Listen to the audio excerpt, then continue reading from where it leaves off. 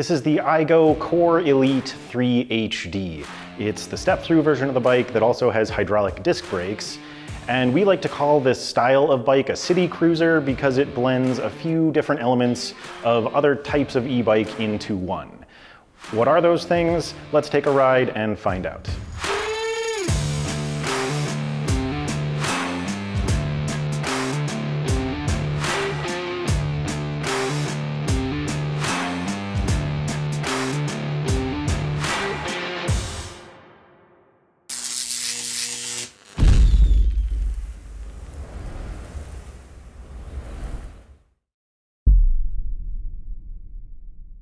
Just a quick reminder, please hit that subscribe button and the notification bell before we get into the review. This helps us to grow the channel and it'll keep you updated when we post reviews and some of the other e-bike content we're working on. Back to the bike though, iGO advertises the Core Elite 3 HD for urban and leisure riding, and after testing it, I think that it definitely fits the bill for both of those things. It has a mid-weight frame that helps out with acceleration and maneuverability, and with Dutch styling, it features an upright riding position and cruiser-style handlebars. I like this style of bike for its comfort and visibility, and also its handling. It's a great combination that makes the Core Elite perfect for casual weekend rides, but also for use as a daily commuter. There are a lot of features here that you'd expect for commuting. You get lights, you get fenders, and a rear cargo rack. But I was really impressed by some of the extras. There's a front rack, which is something you usually have to add separately, but also a chain guard and mud flaps on the full-length fenders. We don't have to worry a whole lot about rain here in southern Utah, but it's always nice when I don't have to be concerned about getting grease from the chain all over me when I'm riding. This is a Class 2 e-bike with a throttle, and its motor is limited to 20 miles per hour, whether you're using the throttle or the pedal assist system. I think the power to weight ratio here is really appropriate. This bike uses a 500 watt rear hub motor with a responsive cadence sensor to activate it, and with a 62 pound frame, it accelerated really well and it had no trouble at all reaching 20 miles per hour and staying there.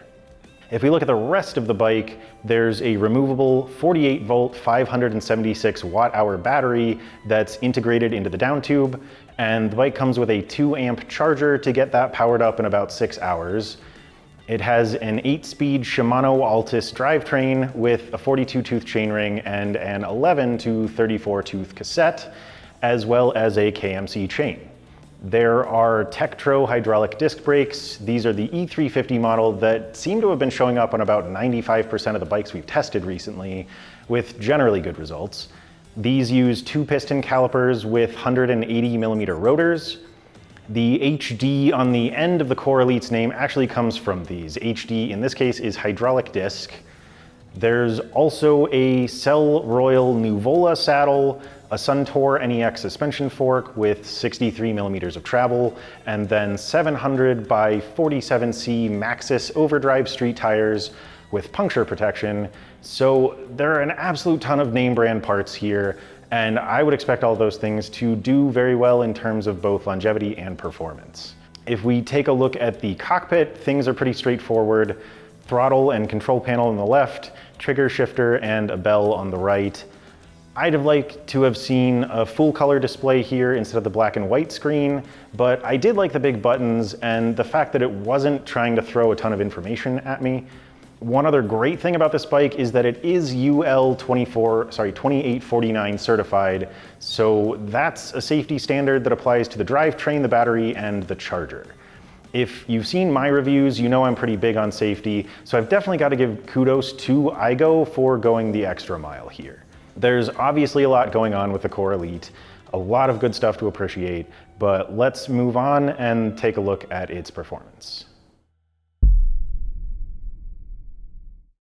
To make sure that the brakes on the Core Elite 3 HD were safe and effective, we pedaled it up to 20 miles per hour, hit the brakes, and then measured its stopping distance. After 3 attempts, the Core Elite did not do so well here, but the story isn't quite that simple. The brake system here is usually a good one. Again, it's that Tektro E350 model with 180 millimeter rotors. We've tested a few of iGO's bikes recently, and for whatever reason, they seem to end up on the slower side when it comes to our brake test results. As an example of the E350 system's typically great performance, we recently reviewed an e-bike that uses the same system that's also extremely similar to the Core Elite in just about every respect. Style, weight, you name it. On that bike, we measured an average stopping distance of 19 feet 11 inches, but with the Core Elite, we measured a much further 26 feet 6 inches. We're gonna continue testing to figure out what's going on there, and we'll update our written review once we have something to share. At that point, we'll include a link in a card on your screen up there, so stay tuned for updates. I recorded my speed test with the Core Elite 3 to see how fast it could go in each of its pedal assist settings. I also tested how quickly it could reach 20 miles per hour with its throttle, so let's find out what happened. I'm here on the iGO Core Elite 3 HD, and I'm pedaling now with no motor assistance, right around 10 miles per hour. I'm gonna kick it up into PAS1, and now the motor is actually on in this setting, but it doesn't really contribute to anything over about 6 miles per hour. So this is still just all of my own leg power. PAS2 is about 8 miles per hour, so I'm gonna bump it up to PAS3. And then we get a little bit of a boost here. There's actually 9 pedal assist settings on this bike, and I'm just gonna run through and show you the odd numbered ones. The others sort of fall in between, and doing this gives us the ability to compare the Core Elite to most other e-bikes that just have 5 settings.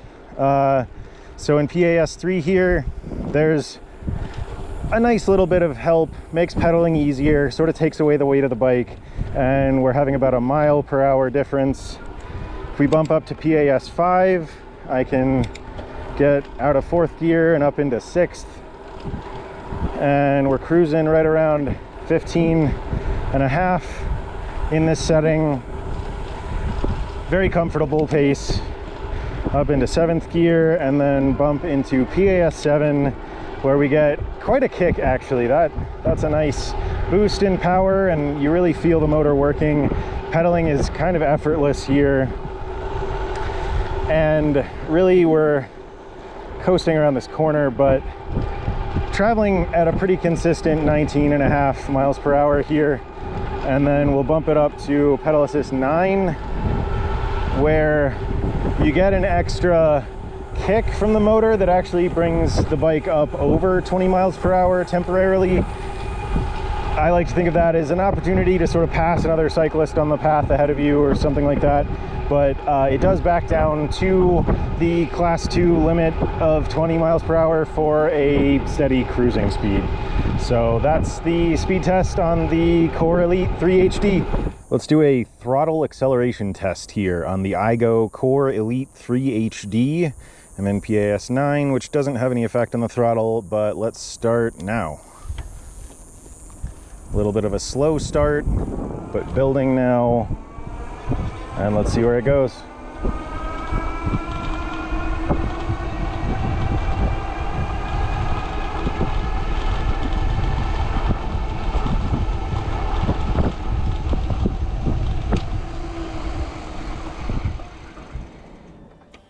As you could see, there really was no difference between pedaling with no motor assistance and using PAS1. Both of those settings landed around 10.5 miles per hour. PAS3 felt like it removed the weight of the bike. I felt a little jump up to about 11.5 in that setting. PAS5 felt great though. 15.5 miles per hour felt like a nice, comfortable cruising speed here. You saw a nice little kick from PAS7. That got up to around 19.5. And then PAS9 boosted me over 20 miles per hour, but then eased back down to that limit. I've got to say that I think 9 pedal assist settings is a few too many, especially for a class 2 e-bike, and I'd really prefer to see a more standard 4 or maybe 5 at the most. I'd like to see a little more power on the lower end of the spectrum too. PAS3 felt like a pretty good starting point to me, but I did like the variety between the other settings. PAS5 felt like what I'd probably use if I wanted to just relax and take in the scenery. But PAS7 or 9 might be better if I slept in a little too long and needed to make up some time on the ride to work. The Core Elite 3 HD did a really solid job in our range tests where we measured how far it could go using that 576 watt-hour battery. We measured between about 31 miles up to around 60 depending on the level of pedal assistance, and we used PAS2 and PAS9 for our tests to get that bracket. iGO advertises up to 56 miles of range, so I was happy that we were able to exceed that even if only by a little. I still felt like PAS2 was a bit underpowered, but it definitely helped to conserve battery power and lengthen out the distance we were able to go. 31 to 60 miles is pretty good for any e-bike, but honestly really good for one with a 500 watt motor and a 576 watt-hour battery. That amount of battery capacity isn't huge, but the motor here gave us about 50% more time on the bike than we expected based on the math with those specs. So in the end, that just means more rides or longer rides before you'll need to recharge it. Justin filmed his experiences on the Core Elite 3 HD at Hellhole, where he tested the bike with its throttle and pedaling in PAS9. I'm gonna pass you over to see his thoughts, and then I'll see you back here shortly. Okay, so here we are at Hellhole with the iGO 700 series. I'm doing a throttle only test. Feels like it's pretty decent power, but I will say out of the gate, one thing I'm noticing, this is on assist level 9. So I definitely think that's a little higher than needed. And we've got it set in kilometers. So just gonna throw this off a little bit. Let's see if it makes it up.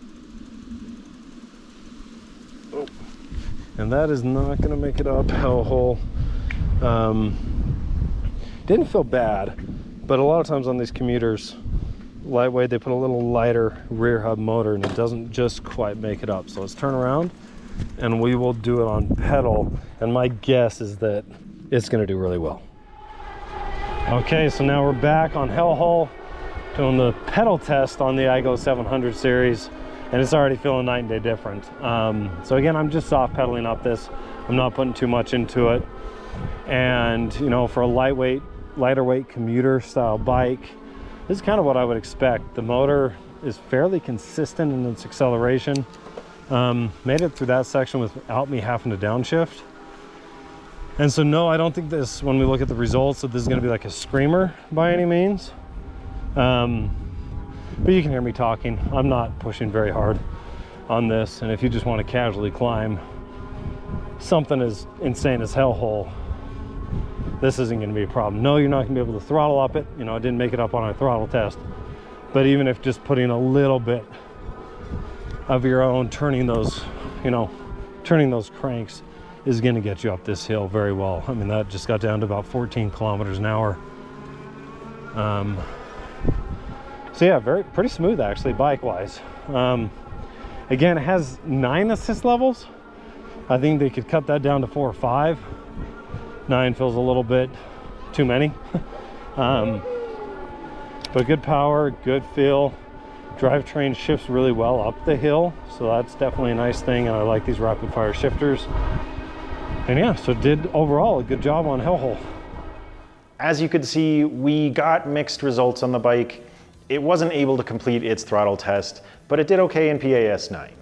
Justin managed a time in that setting of 1 minute and 28 seconds with an average of 12.3 miles per hour. Based on that, the bike can handle some extreme challenges. Even though its results might not seem like anything too special on paper, it's probably just gonna need your help to do that. And realistically, the results that we measured weren't too surprising for a motor with a peak of just 48 Newton meters of torque. I personally rode the bike up some less crazy, but still pretty challenging hills myself, and I noticed that the throttle slowed down a lot, but definitely still made it. I agree with Justin's take on the pedal test though. I had a similar experience.